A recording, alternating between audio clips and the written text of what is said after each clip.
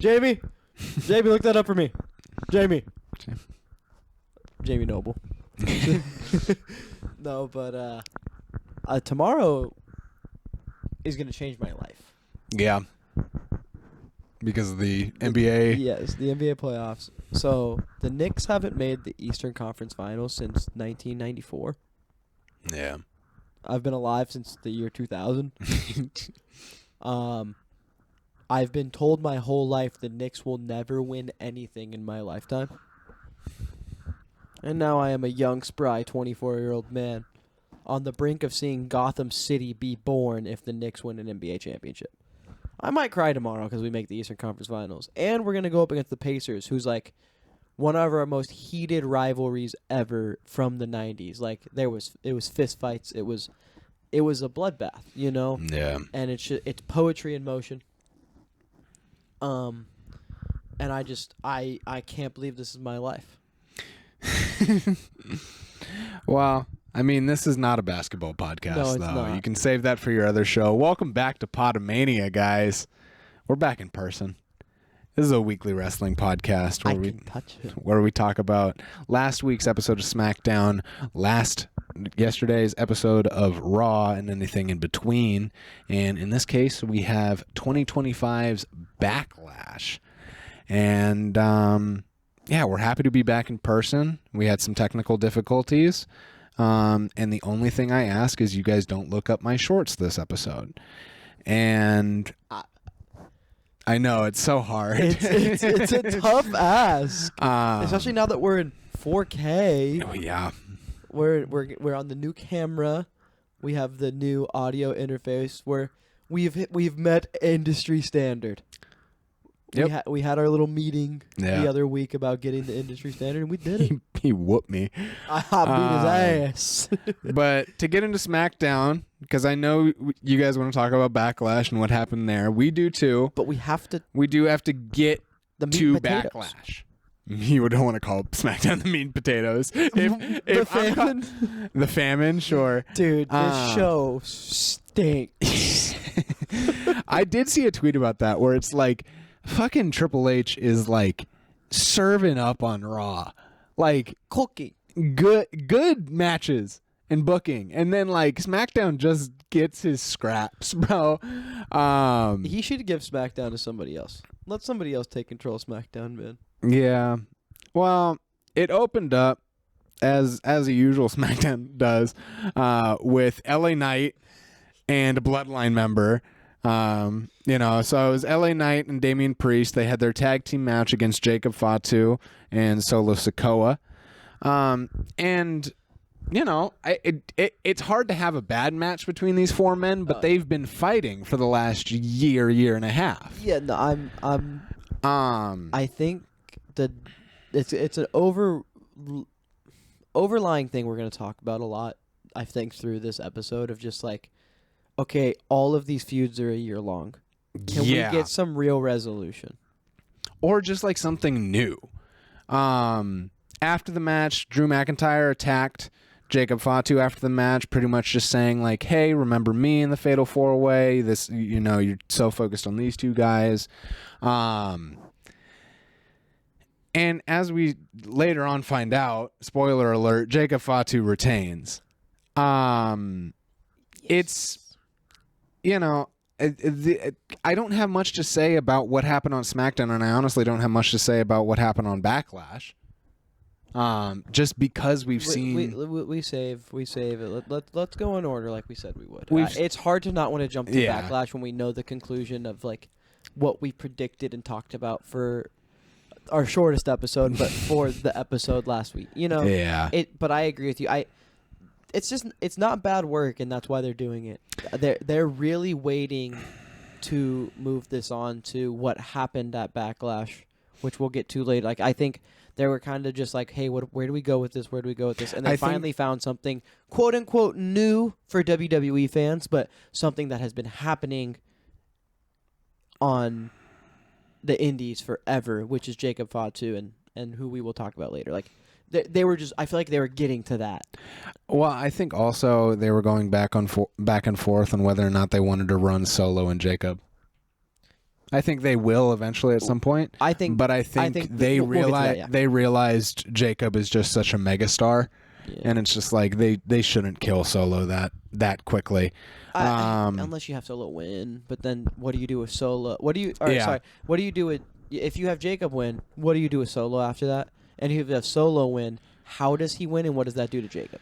And that's you're stuck in a bad place because I miss Solo from NXT. Remember his NXT 2.0 run? Yeah, that was so fun. I wish they would let him go back to that character because the Tribal Chief stuff's done.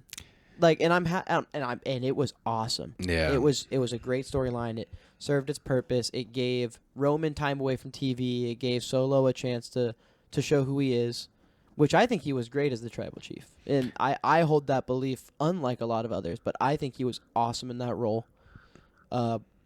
It's just funny. We'll get to Solo as a character with Backlash. Yeah, but moving on with SmackDown here, I mean, Zelina Vega was booked in another tag team match because that's how SmackDown's booked.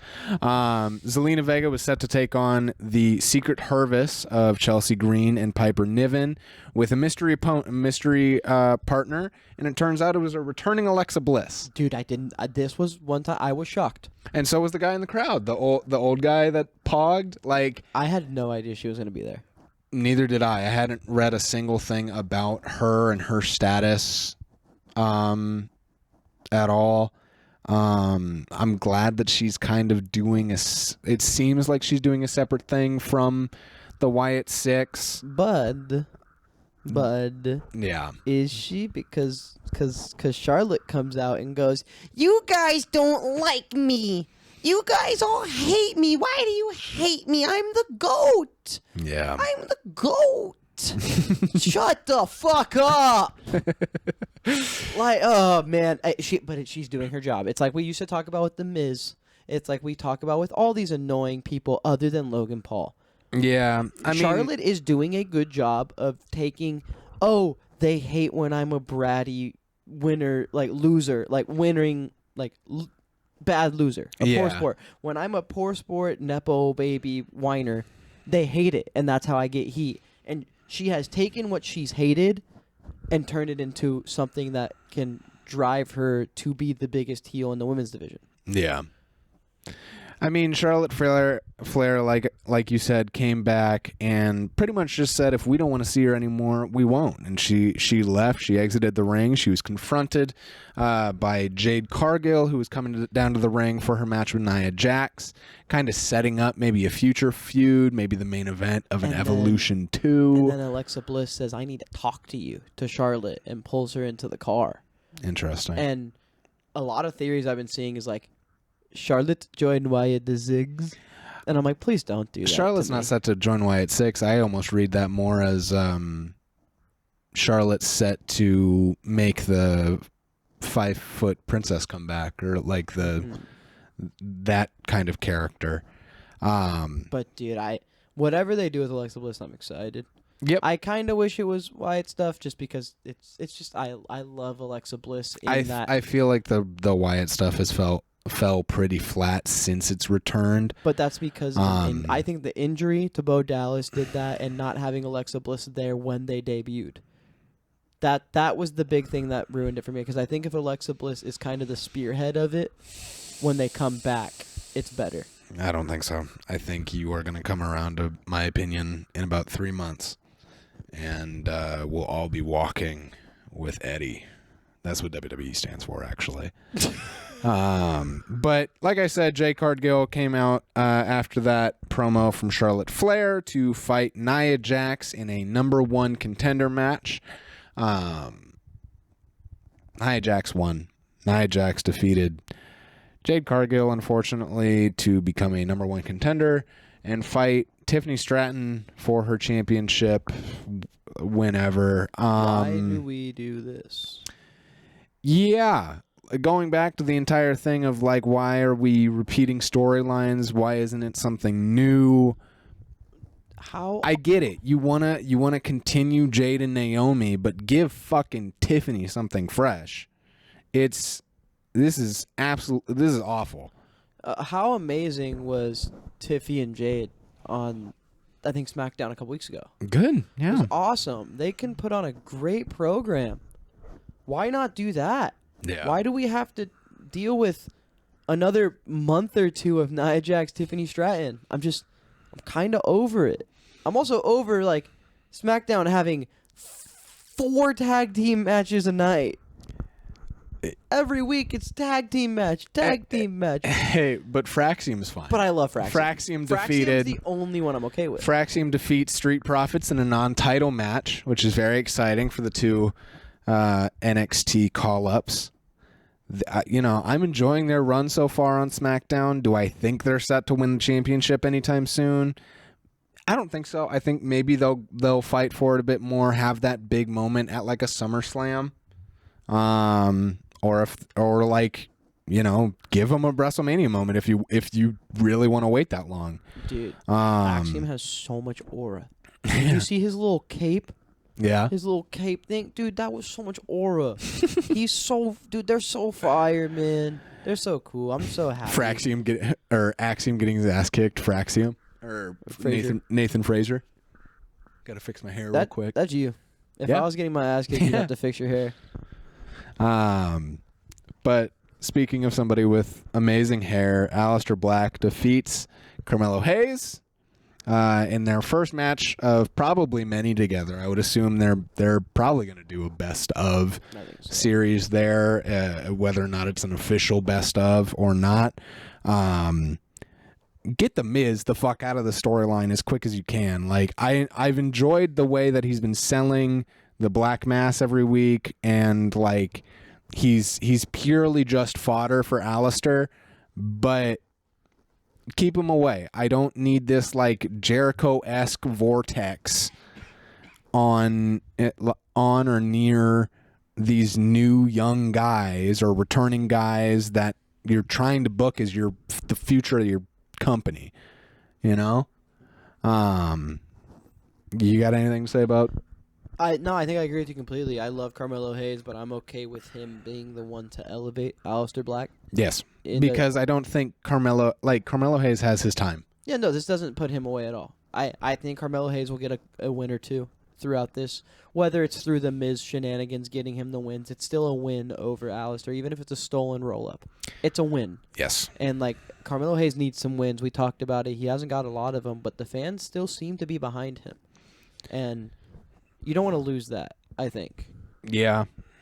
So, I mean, Aleister Black, Carmelo Hayes, that's a pretty interesting one of the only interesting things on SmackDown other than like the main event scene, Yeah. Moving forward, we have Rey Fenix and Andrade defeating Los Garza. Good technical athletic match between all these competitors. Berto, it looks like he's turning face as he kind of pushes back against Santos's rudeness and kind of dictatorship over that group.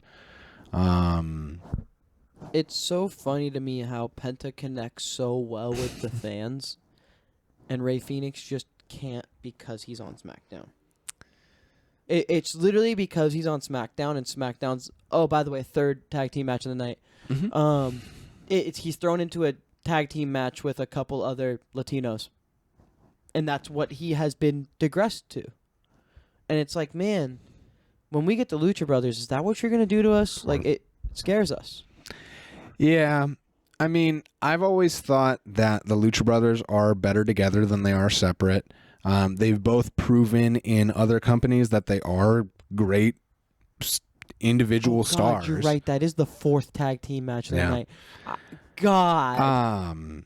But, Rey Fenix will have his chance. I do kind of agree with you that he's not getting an opportunity to be presented as well as Penta has over on Raw. Penta is a smooth criminal, though. Smooth operator. He's a smooth criminal, smooth operator, smooth human. That's how I be walking to the bathroom at 2 a.m, trying to not step on my cat. And to round out SmackDown, last week. John Cena returns finally. He was sleeping. He gives his final promo before Backlash, and he gets a beer bottle thrown at him. A Michelob. A Michelob. Dude, if I was the Michelob social media manager, I'm posting that picture every day of John Cena holding up the Michelob pissed. Yeah. That's like, oh, it's awesome. That guy got thrown the fuck out of there so quickly. Like, Did you see the theories where people were like, he's looking off to the side like he's talking to somebody to say, do it. Like, no, dude. Like, people aren't allowed to take bottles. They have to pour their water into cups now. Yeah. He ruined it for everybody. I think it's a cool moment.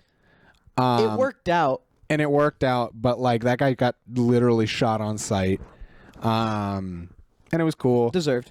John Cena claims that tomorrow your childhood dies.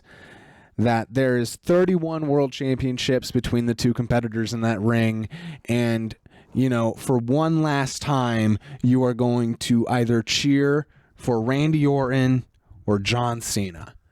And, it does. He talks about hustle, loyalty, and respect, and what that means to him, and how that has changed over his career. And finally, he's like, Orton's just not going to get the best of me. He might have in the past, but he's not going to tomorrow.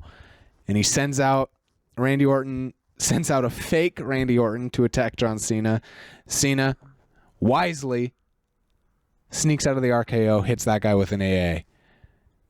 Doesn't expect the real Randy Orton to be there. One last time, gets smacked with an RKO before Backlash. That was fun. People have critiqued this build. We haven't been too critical about it because I feel like we've been pretty excited. I'm excited at the prospect of John Cena and Randy Orton. Yes. I'm kind of already getting tired of heel Cena. Okay. I was very excited when it first happened. But I just don't think he is a great heel. Yeah. And when you're a face for 25 years. Yes, you were technically a heel with Dr. Thuganomics, but you were a fan favorite. You've always been a face, it's kind of been your thing. It's not an easy thing to go heel, especially in arguably the most important run of your career, the last one. But also I'm loving the prospect of kind of seeing all these heels be the faces throughout John Cena's career. So I'm not tired of the fun it's giving. It is awesome to get these cool Randy Orton, John Cena again. We're going to get Punk Cena. We got Rhodes Cena. But, man, part of me is starting to think, man, what if we got to give him the cool farewell tour? The happy, he's going out there and finishing it for us. Farewell tour? Yeah, because that's the what it would have been, right? Where he's like, man, you people do, I've tried so hard for so long to get this. This is my last run for you guys. And imagine if it was a little bit more of a chase. Yeah, and you've talked about that, and I wasn't necessarily sure how it was going to go. I wasn't sure if 17 was even going to happen this run. I had my expectations very low. I didn't know if 17 was going to happen. I didn't know if a Grand Slam championship run was going to happen. I'm happy we got the match. It was a really good match pretty much up until the ending, and we'll get to that. But again. But yeah, we have seen the shades of how John Cena is turning out post Backlash, so we'll talk about that. We'll just fucking get into Backlash though. Yeah. Like I said, Jacob Fatu retained his U.S. title against LA Knight, Damian Priest, and Drew McIntyre. Not really a surprise there. But as I wasn't here for it. So, but what? The match is coming to a close, and you can feel when a Fatal 4-Way is coming to an end, right? And out of nowhere, somebody in the crowd just absolutely mollywops somebody, and you're just like, who's that? And then Michael Cole's going, that's Eddie Cobb. Jeff Cobb. That's Jeff Cobb. That's the hottest free agent. And I'm sitting here like, I don't have ball knowledge. Yeah. But I do have ball knowledge. I didn't realize he had a mask and was in Lucha Underground and was unreal in Lucha Underground. Yeah. I never told you about that arc. I was a big Lucha Underground head for a little bit. I thought that it was great. I thought mixed matches were really tight because some of them were unreal. Penta and Chelsea Green. Didn't Penta have something with EO? Yeah. That was really good. But going off track. Jeff Cobb debuts back at WWE. Dude, and like I was like, this is probably cool. Like, he looks dope. And then I opened Twitter, and it's like, imagine your cousin pulling up to the Rumble with your biggest op.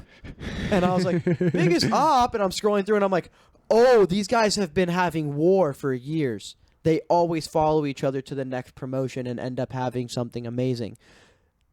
So, like, I hope they run that. Yeah. I hope they run Jacob being like, you know what we've been through. Like, I hope they run that because they're starting to realize that Jacob Fatu is too much of a megastar to just be a hype man, big wrestler. Like, he can speak. He's gonna do special things, man. And I think this is gonna be one of the things that propels him. I think him and Jeff Cobb feud with Solo siding with Cobb will shoot Jacob Fatu to the moon in a rocket ship. Yeah. But very happy for Jeff Cobb. Glad he had his little retirement stint there for a while. Took a trip to the islands. Moving on there from Backlash, though, Lyra Valkyria fought Becky Lynch and retained her women's IC title, surprisingly. Again, I wasn't here. I actually only pulled up for John Cena versus Randy Orton because I was at work. You want to run down a little bit of this match? Everyone loved it. I wasn't the biggest fan of it, but I think it's just because I'm a Becky hater. The match itself was really good. Yeah. Man, Lyra can wrestle. Yeah. And Becky's still really good in the ring, still has in the ring. No matter how much I don't like her character or the way she's booked sometimes, man, she kills it in there. They had a great match. Lyra's nose was going the wrong direction. I think Becky broke her nose. Oh, shit. Lyra hit Becky with the disarm her, which was fire. Like, yeah. I was like, I've always been a big fan of using other wrestlers' signatures on them. Yeah. I think it's a fun little It's one of my favorite things in the video game. Oh, no, it's just awesome. I wish more people would do it, but you have to be a certain kind of wrestler to do it. Like, I think Cody doing it makes sense. Yeah. I think Lyra doing it makes sense for different reasons. Like, Cody does it for psychological reasons. Lyra does it to show you, hey, I'm just as good as you at wrestling, if not better, in every way, and I can do your move better. But, like, she doesn't do it in a cocky sense. It's just like, her character is, I'm a better wrestler than you. Yeah. Like, even her whole bird gimmick is like an Irish folklore of, like, the battle of, like what you see in death. Like, you know, like, her character is metal, man, and she's awesome. As the mic skills get better, she is going to become undeniable. Yeah, I mean, she is a very young, up-and-coming talent. I'm so glad she's having such a successful run with the women's IC title. So glad we're not seeing a Becky Lynch IC title run. I'll take losing. We're 1-1 on predictions now. I think I took Mania, you took Backlash. We really should keep track of this sort of thing. I think we're 1-1. But I'll take losing the Backlash because Lyra won. Because Lyra gets the win. That's the fun part of the predictions, right? Yeah. When you're picking what you want to happen rather than what you know is going to happen, this is going to be a trend for us, I think. Yeah. And I'm cool with that.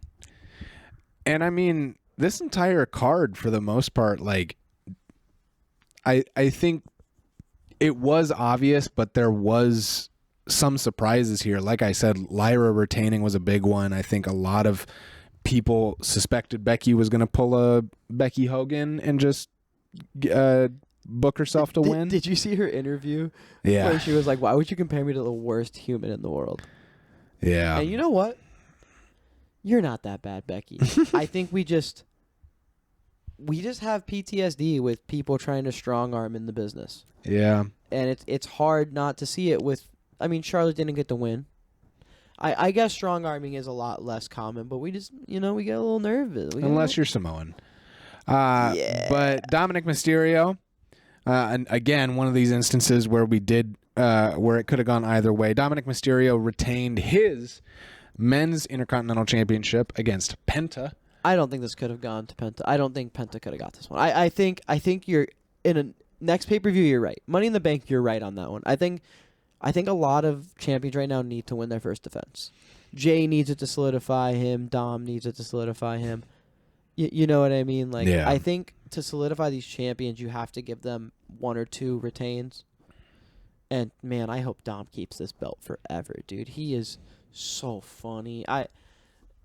We'll get to it. We probably won't get to it on Raw, so I'm going to talk about it here for a second. On Raw, they do a little thing. They do a little like, oh, Finn, you got distracted when giving me the chair. Yeah. Like, because that's what happened. Like, he hesitated, almost lost in the match at Backlash. And Finn's like, dude, you're sounding like Rhea and Damian right now. Chill. You're overthinking it. I'm going to go beat AJ for you. Yeah. And then Dom doesn't understand the time zones with Liv Morgan. So he's like, I don't understand how it's like nighttime here, but it's like the morning there. Like, he's like, it's just weird. And JD McDonough's is like, please don't tell me you've never heard of time zones.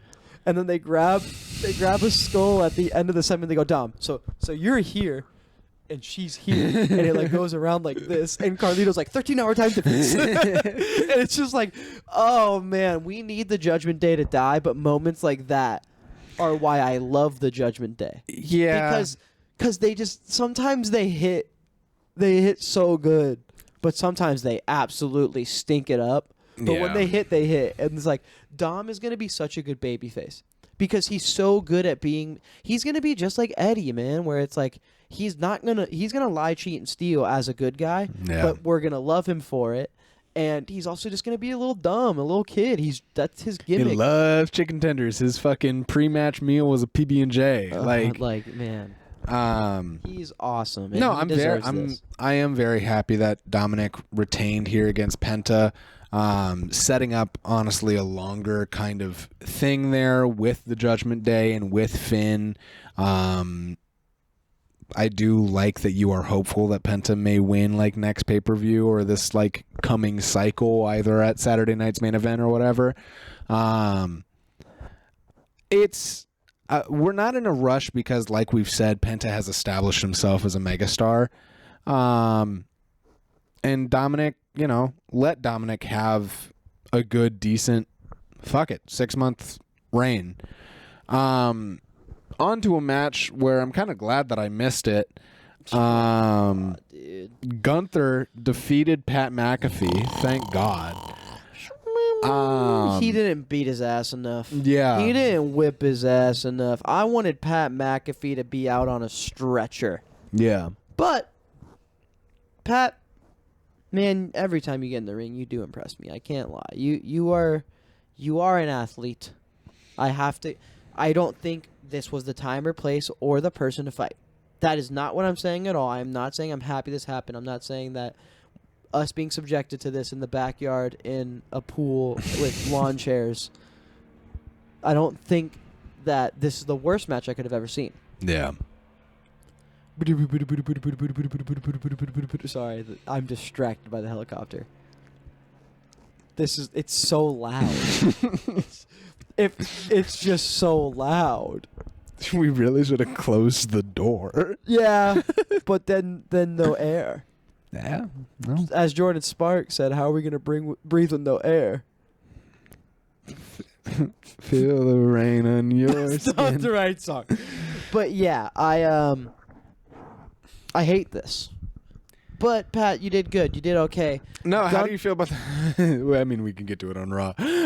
But Gunther vowed to challenge the winner of Jay versus Logan. So, how do you feel about the possibility of Gunther facing Logan Paul? Do you hate that? Do you hate that any more or less than Pat McAfee? I think Dude, that's tough. Dude, I know we've said it a lot, and we get very extreme in some of our reactions, but I would stop watching wrestling. If I have to witness. Dude, you know what that means? He's going to AEW. No, that means Logan Paul will be the world heavyweight champion. You realize that's how that happens, right? That's how we get from A to B. Actually, A to C. We have to get from A to B first, which would be Logan Paul as your WWE world. He would have more world championships than Sami Zayn. He would have more world championships.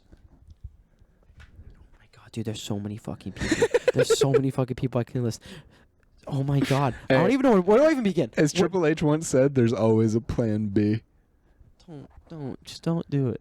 Just don't, man. And the B stands for bitch ass Logan Paul. I just think about all the greats that haven't won a world championship, Eddie. I want you to think about who's your favorite wrestler that's never won a world championship?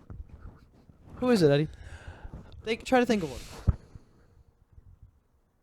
Because I said mine, Sami Zayn. Yeah, I mean, Austin Theory hasn't gotten a world championship, and he has beaten John Cena. He has beaten AJ Styles. He has beaten elite talent. He's beaten Seth Rollins, and he hasn't won a world title. Is Logan Paul a worse world champion than David Arquette? Yes. Yes, he is. I'm trying to think. Dude, there's got to be somebody else that's like super unreal dope that never won a world title. Yeah. But like, yeah, Gunther defeated Pat McAfee, and like, I didn't see it. I'm glad I didn't see it. Gunther is fucking wasting his time in this match. I don't know what he's wasting his time in this company.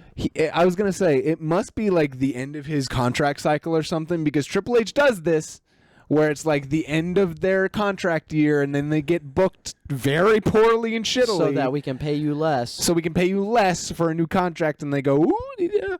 And then, look, my shiny new toy's here for 5 more years. Let's build them up again. Yeah. Yeah, Gunther, I'm sorry, man. Also, you paying respect at the end of the match, why? Yeah. Why? Like, why did this need to happen? I don't know. Can we talk about? Yeah, let's talk about the rest of the pay-per-view with John Cena and Randy Orton one last time. I like ref bumps. Hey, do you like ref bumps? I love ref bumps. Because I like ref bumps. There was like 12 in this match. We went through a lot of referees. We went through a lot of finishers. It is. My feelings are. I don't think I've fully settled my feelings on this match. But I do think it was good. I'm not mad that it happened. I don't look back on it as poorly as I do Cody Cena. I think it was better. The fuckery of ref bumps and low blows and non-counts from Nick Aldis. You're the GM. You are basically a referee. You can make the decision. People are on your payroll. You cut that fucking ringmaster's check. So you deserve that fucking RKO, you British prick. How sick would it have been if he went in the ring and started counting 1, 2, ooh, and then Randy's like, and he gets RKO. And then it would have been so easy. Yeah. It would have been so easy. But no, fucking Nick Aldis is just another dumb British person. Like all of them. Exactly. Hey, put him here. Put her there, brother. Yeah. That's why you got an El Grande Americano shirt on. Fuck you. But yeah, dude, I love John Cena, man. I love Randy Orton. I love John Cena, man. I love Randy Orton, man. I love ref bumps, man. I hate ref bumps, man. I hate Nick Aldis, but it was 16 Randy Orton just RKO everybody over and over. That was a fun spot. Why did R-Truth come out? This is the part. Because Travis Scott was busy. He was in Barcelona, guys. He was watching El Clasico. Did you guys know that? Hey, Barcelona won with Cactus Jack on the front of their jersey. How do I say this? This is the problem with the John Cena heel run, is the matches are ending like shit. And there's only been 2! And the thing is, I understand he's ruining wrestling. He's doing it by any means possible. But I don't know if he's the one ruining wrestling. It's Triple H. No. It's Travis Scott. It's R-Truth. It's Nick Aldis. It's literally like... I just hate that these matches are ending so poorly, because imagine if you don't have 2 low blow endings with the title in the same exact way over and over again. Imagine if you have like a cool like ref bump into title hit into AA. Yeah. Clean finish. Oh, he still cheated, but at least it was a cool way to get it out. You know what I mean? Or same thing with the Cody Rhodes match. Yeah. There's just so many better ways than having all these interferences, and it's the chronic problem with WWE at the moment. There's too many interruptions, there's too many disqualifications, there's too many tag matches. These 3 things are plaguing weekly television. I don't need 4 tag matches on SmackDown. I don't need 3 matches ending by disqualification or interruption or help from the outside. We need a new formula from... It's okay for people to... You know it's a TV show, right? You know it. We write the show. Yeah. We can write it to where it's okay if people get pinned. We can write to where it's okay if people lose fairly. You can still be built up in a loss. Look at Seth Rollins the last 2 years. He's lost every big match, but he is still getting, whoa. I don't get it. I just don't understand why we have to have so many interruptions and DQs. I understand he's the bad guy, and the bad guy has to cheat to win. No, have him win. Gunther won clean for almost a year. Yeah. Because he was better than you and a heel. John Cena is the GOAT and a heel. Yeah. He should just be able to beat ass. He should be able to go belt to ass every time he's out there. If you want him to ruin wrestling, make him look unreal strong. Don't make him look weak. Yeah. That's the whole problem, is you're making this mega star, the WWE champion, the greatest of all time, and look we are weak. I think it is worth noting that we are seeing some shades of John Cena kind of giving into his emotions, giving into the crowd. Eat my spunk. All right, dude. I'm over it. I don't care. It's a speed run. You really liked that one. You really like that. It's a speed run. He's been a heel for 2 minutes, man, and he's already like, man, I don't know if I should be a heel anymore, guys. I don't know. Like, bro, stop. I understand we only have a year. I understand we only have 25 appearances, but dude, in his second match, he's already like, I don't know if I can do this anymore. No, man, no. But it looks like he's set to face R-Truth. R-Truth is going to face his childhood hero at Saturday night's main event. And AAing R-Truth through the table. At the press. He goes, if you say one more thing, Ron, government name. Yeah. It's not going to end well. And then he tries to say something and he immediately ends it. It's awesome. Oh, man. I know where you're coming from, and it's like, it's so fucking stupid. He shouldn't have turned heel if he's pussyfooting around it right now. Yeah, like, if you're just gonna if you're already, like, it's not even the summer and you're already regretting your decision to sell your soul. Next month sell your soul. Dude, next month he'll be like, guys, I don't know if I like my hairpiece. Guys, I don't know if I like my hair system. I don't think I should have went to Turkey. Guys, I liked being bald. That's pretty much the argument there. It's to round out this fucking shit show, man. We're gonna get fucking Raw together. I know we've bled Raw to the bone, to the ass between SmackDown and Backlash, but we got one more show to go through, and that opens up with Raw is insane. It is opening up with the goddamn ring, the Pepsi phone. I'm sorry, headphone users. Yeah, Pepsi. Pepsi? Oh, the Pepsi phone. It's coming in. Yeah, Pepsi phone. It's right. The voice of voiceless. He's here. CM Punk is this on the Raw. 15th time we've opened the show with CM Punk being just angry? Hey, I'm not mad at it. And then he goes, he calls "Hey, Paul Heyman. Hey, you fat little snake." That's a contradictory statement. That doesn't really make sense. No, snake could be fat. Fat little? That's the contradictory statement. No, you haven't seen a fat little. And he calls him the Penguin. Yeah. My favorite part is, so he's talking, and you hear Paul Heyman go, "Ladies and gentlemen," and then he cuts him off, and he goes, "All right, you fat little snakes, stop!" Like he straight just gets him. Yeah. But the big thing before that was he was blaming himself. He's the problem, right? He's like, I shouldn't have trusted. He's like a 15, 16-year-old girl going through her first breakup.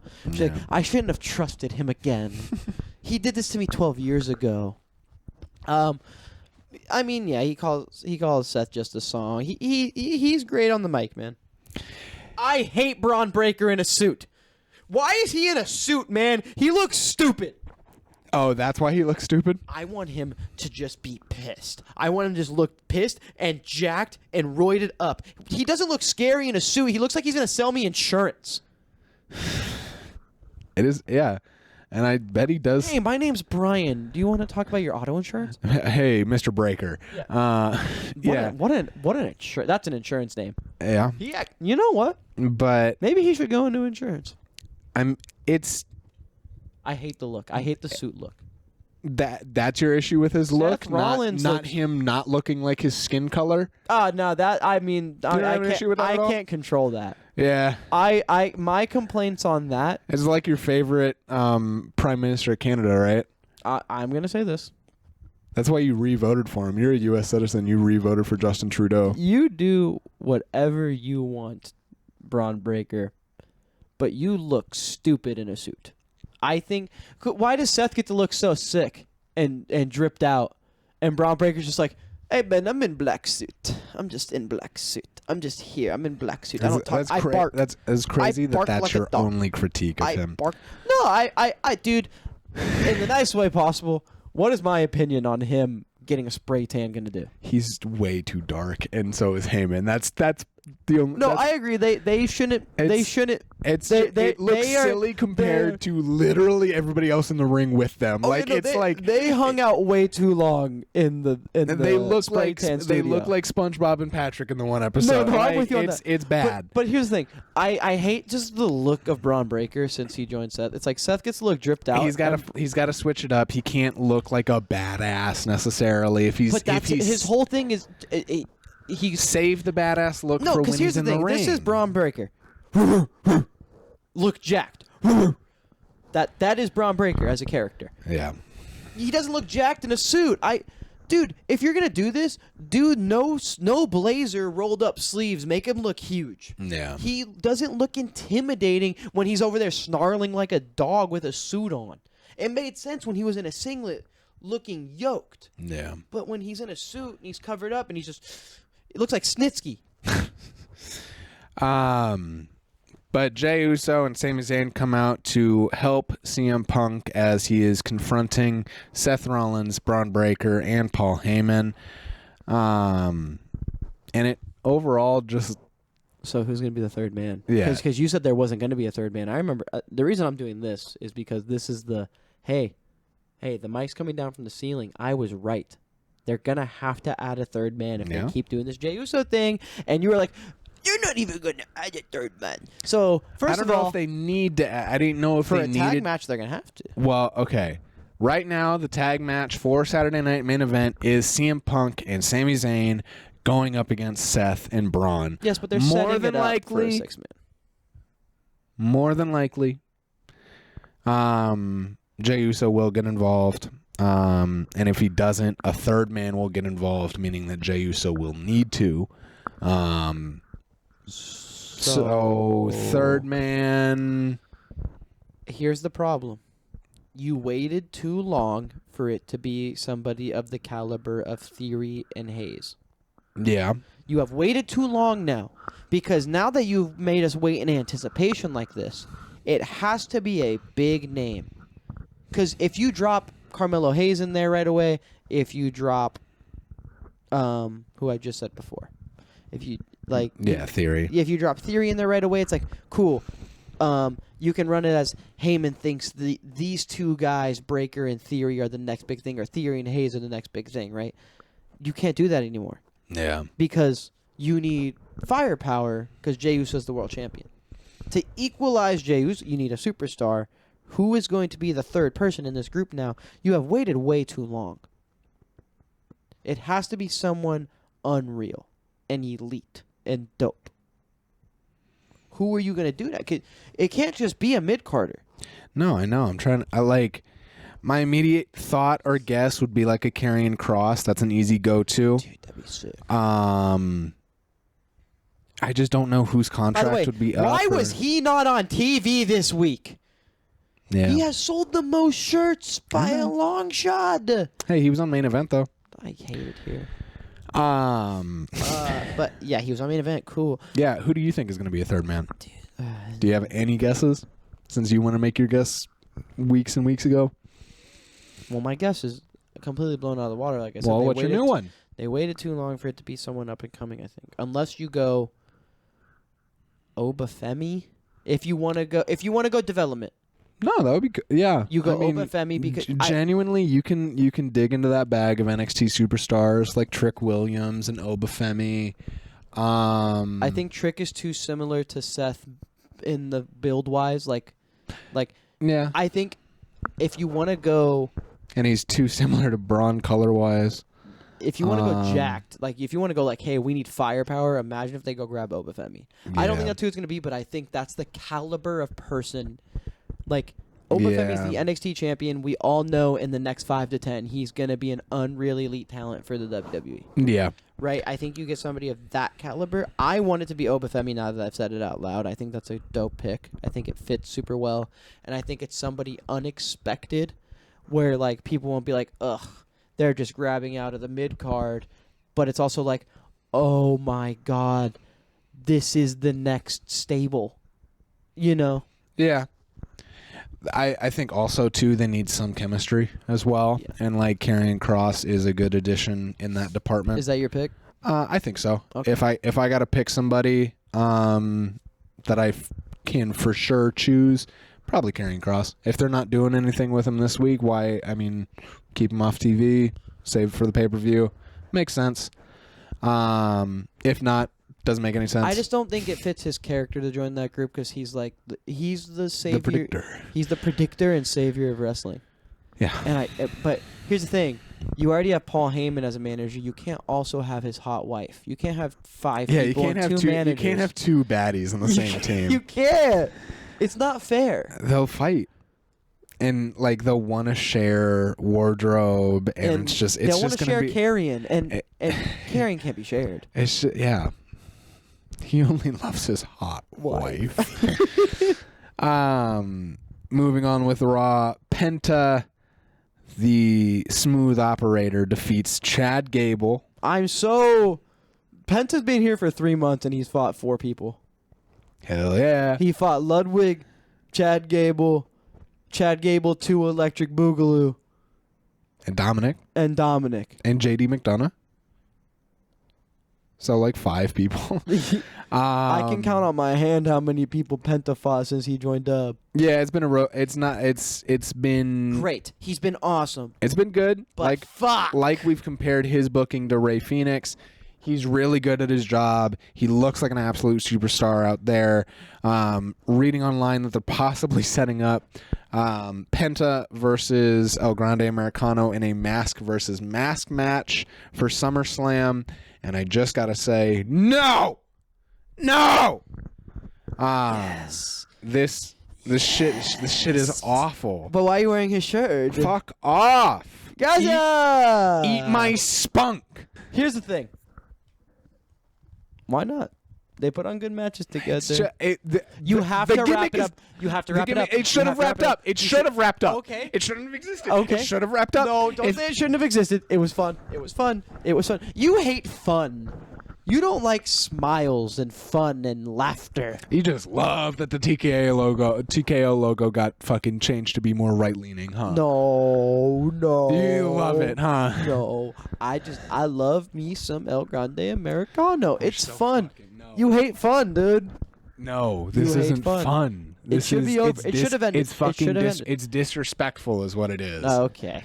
Amen. Yeah, to the fucking. I guess the Creed brothers defeated War Raiders. It's. Oh, but the thing is, the New Day cheated it, so now it's a triple threat.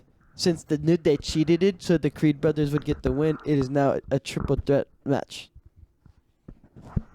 A triple threat tag team match for the title. The Raw SmackDown division sucks so bad. Well, Eddie's gonna.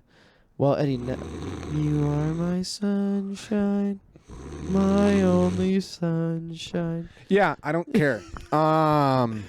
Gunther, as I said, vowed to destroy the winner of Jey Uso versus Logan Paul. Dude, you ready for Logan Paul versus Dude, Gunther? I would love that. Honestly, I love fun. No, I love. I would love that's a fun. Not fun. I would love a fun world heavyweight. Don't compare the two. Don't do this. Why? Don't, you're it's just so fun. They're both so athletic. You're you know, comparing two different things. I hate seeing El Grande Americano on my TV screen. This you is hate apples seeing to oranges. They both voted for the same person. Apples to oranges.